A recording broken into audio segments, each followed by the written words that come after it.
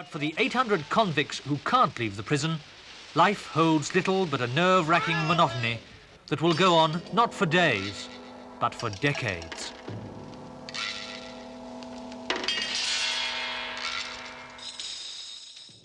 So far, no prisoner has left alive, legally or illegally.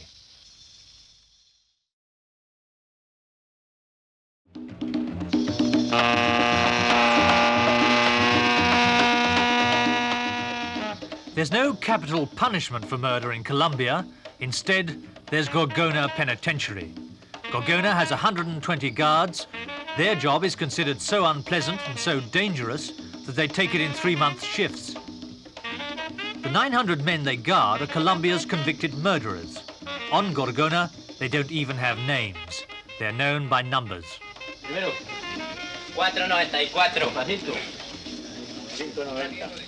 7 out of 10 of these men are condemned to spend the rest of their lives here, following a precisely regulated daily routine. At 6 o'clock each morning, the prison authorities give to a hand-picked band of good conduct prisoners the nearest thing to a taste of freedom that most of them will ever know, the privilege of joining a working party outside the prison walls. The little force is limited to 100 men, 1/9 of the total convict population. This is because one government regulation insists that all prisoners are paid for their work, but another regulation allots only a fraction of the money needed to pay them. The working party splits into groups. One heads for the beach.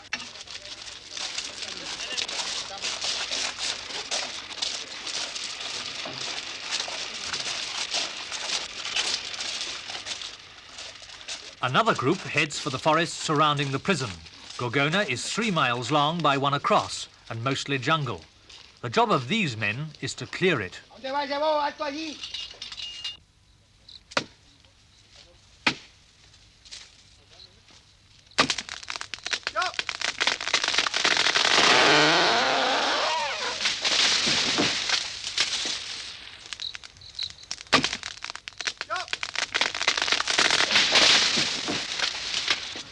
Under the tropical sun, the work is back-breaking. But for the prisoners of Gorgona, it's considered a luxury.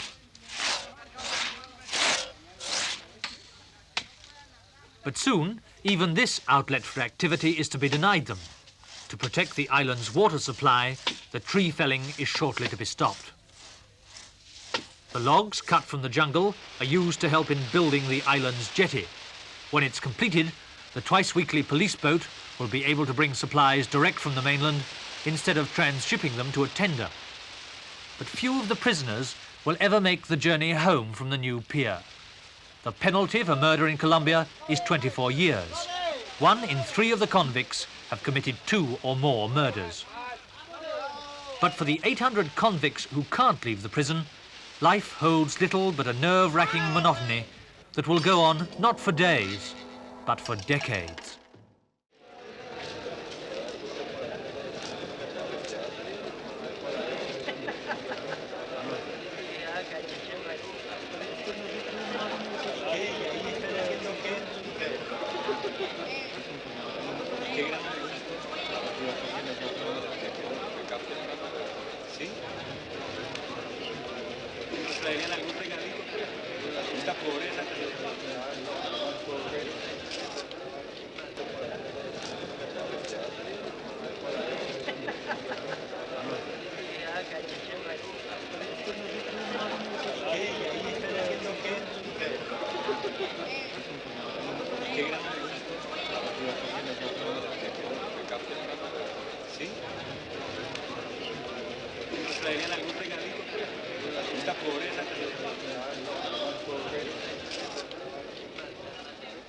The normal life on Gorgona is the visit of the trading boat from Tumaco, the nearest inhabited island 60 miles away. No other ships are allowed within 3 miles. The island could become self-supporting with the help of convict labour. It could generate its own fishing industry and cultivate its own vegetables and meat. But the funds are arranged otherwise, and food is brought from the mainland or from Tumaco and put through the expensive and elaborate business of shipping to Gorgona.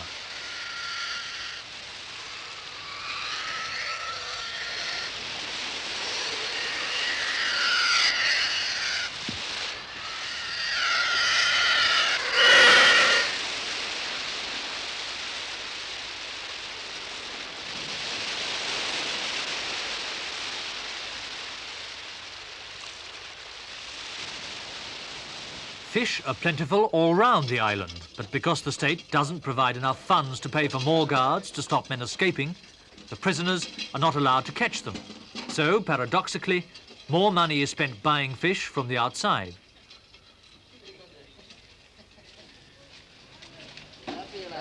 Salga, no mire allá, parece aquí. Algo hacia allá, no miren la puta cámara, carajo. Lunch is served just after 11 o'clock in the morning. The routine never varies, nor does the menu. At 11 o'clock precisely, the working parties trudge home again after their 5-hour stint. Most of the prisoners on Gorgona are poor Indians, too simple to hatch an effective plan of escape. Besides, most of them come from the mountains and are afraid of the sea and the sharks that surround them. But just in case, they are counted yet again before they can have their midday meal. 31, 65. Then, each prisoner is searched for any weapons he may have picked up during the outing. The search is aimed to prevent the prisoners attacking their guards. One of the nightmares for the 120 guards is that one day, 900 desperate prisoners might rise up and mutiny. But even more, the search is aimed to prevent them attacking each other. As the years wear on in Gorgona, the prisoners grow to resent their guards less, but instead, they learn to hate one another more. Every now and then, the hate explodes and there's a killing. 274.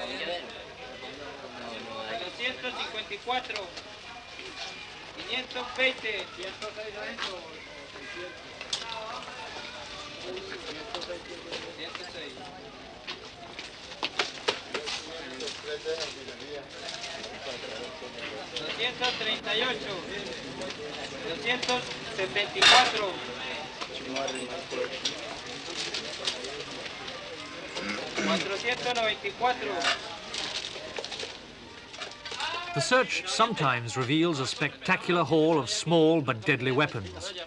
Each of them means a potential murder.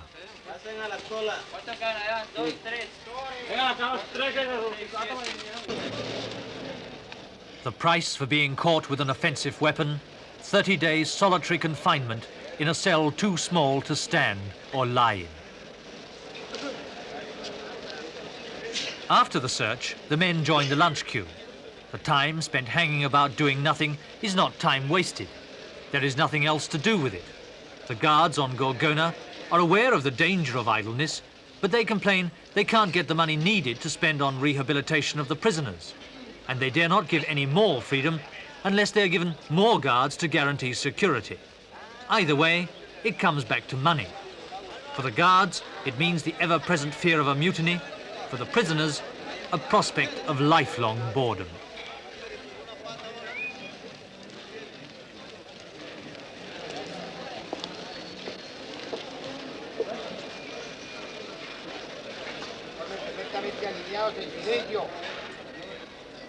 It's not only with weapons that the prisoners can attack one another. The convicts take turns to prepare the food, and so, to prevent them putting poison into their enemies' meals, the prison authorities have built a specially small hatchway so the cooks can't see who they're serving.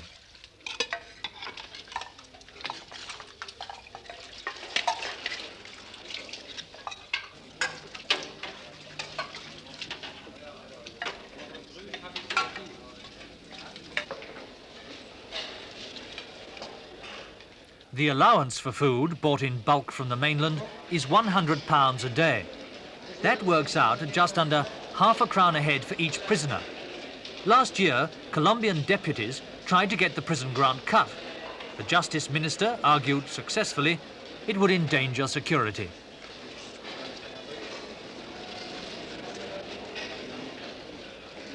The men in solitary eat squatting. Under Colombian law, a man can't be tried for one crime while serving sentence for another. So solitary confinement is the automatic punishment, whether for hoarding a rusty nail or murdering a fellow inmate.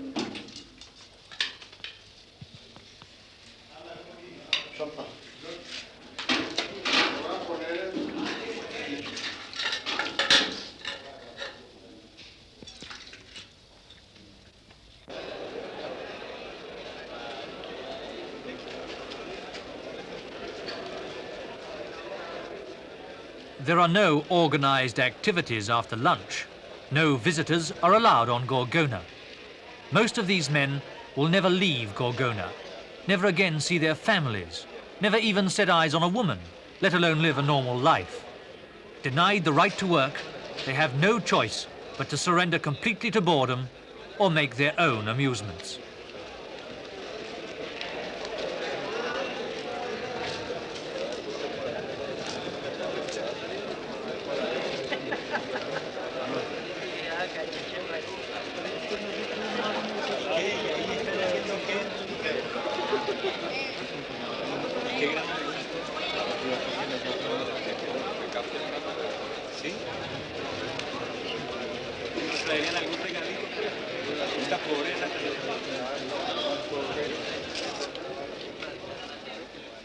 Convicts with good conduct records are allowed to use the prison workshops. A psychiatrist might find food for thought in the subjects chosen by the convict artists. An angel, an idealized version of the woman they will never again set eyes on? And what of the state of mind of this convict, who chooses to immortalize on canvas the instrument of his punishment? But there are no psychiatrists on Gorgona to think such thoughts.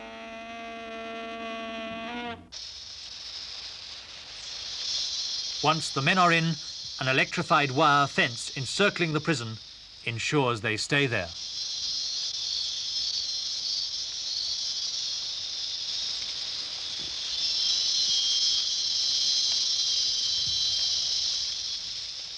So far, no prisoner has left alive, legally or illegally. And if any ever did manage to escape the wire and cross the 25 miles of sea, there's only thick jungle on the mainland opposite. The chances of survival are slim.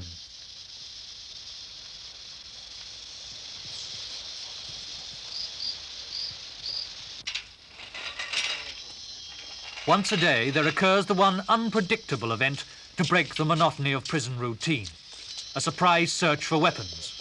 On this occasion, it happened in the late afternoon.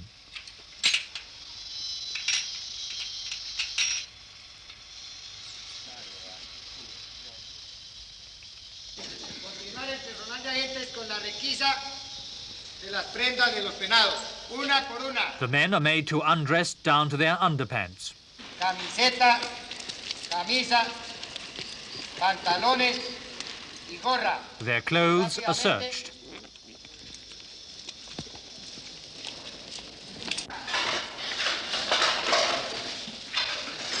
All personal possessions are carefully checked through.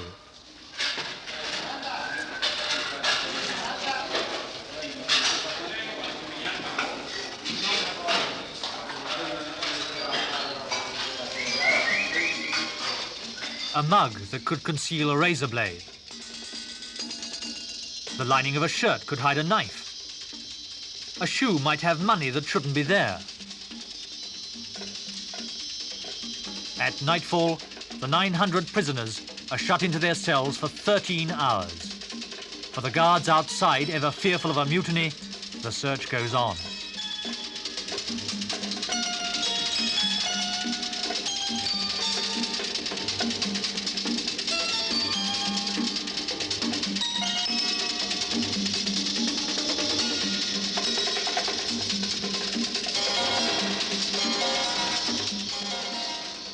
For the inhabitants of this one-time pleasure island, another day is over.